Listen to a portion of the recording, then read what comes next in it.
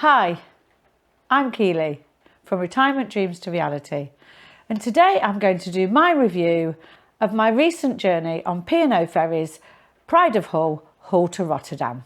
So, to begin with, what about the pre-cruise things? How easy was it to book? What about the parking? And what about the overall price?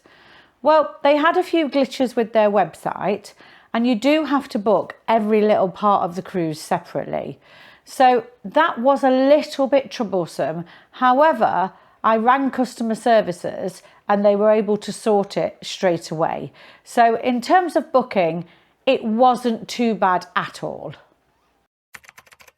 In terms of parking, that was really easy, and that was really cheap. You park at the ferry terminal and it's £10 for 24 hours. It wasn't that easy to find that information out, but after a little bit of searching, I did find it, and basically it's quite a small terminal, but I don't think they get that many foot passengers. Obviously you've got foot passengers, you've got people who are taking their cars on, you've got lorries, etc. So we had no trouble finding a parking space, but we did arrive quite early, around 3:30, 3:45. Now, getting on ship was really simple. You walk straight down from parking into the reception and everything went really smoothly. So in terms of a review of checking in, that was really simple. One of the best things was the cabin. Now, I booked 2 times 2 berth cabins rather than 1 4 berth, as I thought that would be better for 4 women, because obviously we had 2 bathrooms. Now, the cabins are small and they've got bunk beds. So even though the bunks weren't ideal, the beds were super comfy. And the bathroom was really good. The bathroom was very cruise ship-esque. It just was. The shower and the space in the bathroom was like other cruise ships that I've actually been on. In terms of storage in the room, you are really only in there overnight for sort of only 2 nights. You go one way and then you come back. But there was storage under the little desk where you could put a little case. And we did do that. We had 2 little cases each, and they sat underneath the desk and they stayed there whilst we were in Amsterdam for the day. And another good thing about the cabin was the little desk next to the bottom bunk serves as a bedside table for the bottom bunk. And then the top bunk, there is a bedside table. Now, you probably couldn't class it as a table because it's hanging on the wall. So it's a little shelf, but it serves as a really good bedside table for the top deck. Other things in terms of the cabin were that it was cleaned while we were out in Amsterdam for the day, and we had clean towels. There was also plenty of gel in the shower, and there was plenty of toilet paper. So we have no problems with the cabin whatsoever, even though we booked the cheapest option going, really. So next thing in the review is the food. Now, obviously this is a ferry, not a cruise. So I bought the breakfast and the evening meal kitchen package. Now this cost £35 each way, so it was £70 in total, including all of your food and tea and coffee and juices. And you'll see from the video, the food was really good. There was a great selection for the evening meal, and there was a great selection for the breakfast. My friend who's a vegan found plenty to eat. There was salads, there was carvery, there was flatbreads, there was all sorts of curries and other meats. Basically, there was something for everyone in the evening meal and the breakfast kitchen. And I sat there for a good couple of hours. For the evening meal, we stayed there for such a long time. And for the breakfast, I was there for a good hour and a half, 2 hours. And I would thoroughly recommend buying the food package, and I would 100% buy it again. I said on a previous video, I wasn't sure about the breakfast going to Amsterdam because of the time difference. And it was early, but even then we still had time to get lots of good breakfast. Now, what about entertainment? So there are bars on level 8 and 9, the Sunset Bar and the Irish Bar. There is a bar on level 12, that is the Sky Lounge Bar. Now that's got panoramic views and it's got an outdoor area. In terms of alcohol, obviously they serve all the sorts of alcohol that you'd get at any bar. They're also very similar prices that you would get in the UK in, say, a city centre. So I live in Nottingham and the prices were much akin to a city centre bar in Nottingham. There was entertainment on for both nights, the night that we went out and the night that we returned. This entertainment was a live singer and a band. And we enjoyed both nights' entertainment.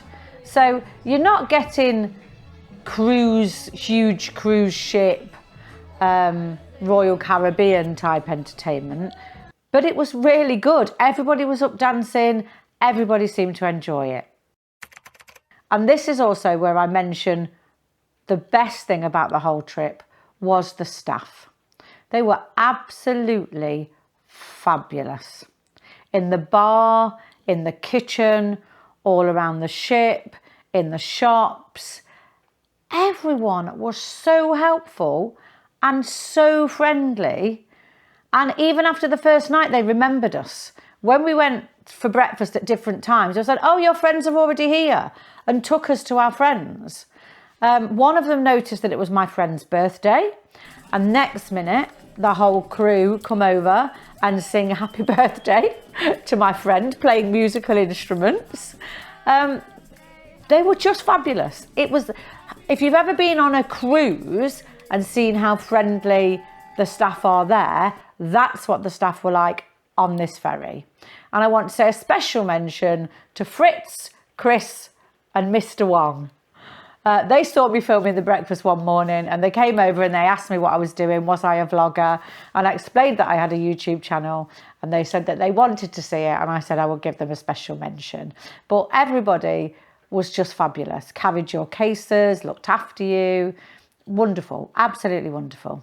The day trip into Amsterdam, if you're taking this ferry, you're probably taking it because you're going to Rotterdam or to Amsterdam. Now, we paid for their £12 transfers. We were asked to wait in the lounge from about 8:30. And then I think we went about 8:45. You get notice about it. There's signs everywhere. I asked at reception. The journey took about 90 minutes and then we were dropped off in Amsterdam. Now, we were dropped off at Piet Heinkade. That's where the bus dropped us off. And that is about 25 minutes from the centre of Amsterdam, about 25 minutes walk. Or it's across the road from the metro and you could catch the tram type system to the train station, and then the train station's about 10-15 minutes walk from the centre. So if 20-25 minutes walk is too far, you could use public transport. But for us, it was just as easy to walk 25 minutes as it was wait for a tram and then walk 10-15. Now, how much you get to see in Amsterdam will be quite limited because at most you're only there 6 to 7 hours. Now, we were dropped off around 10:30 and we were picked back up. You had the latest bus back was 5 p.m, I believe. So we stopped twice for drinks and for food. We looked around Rembrandt Square. That was very, very nice. We did some shopping, a little bit of shopping.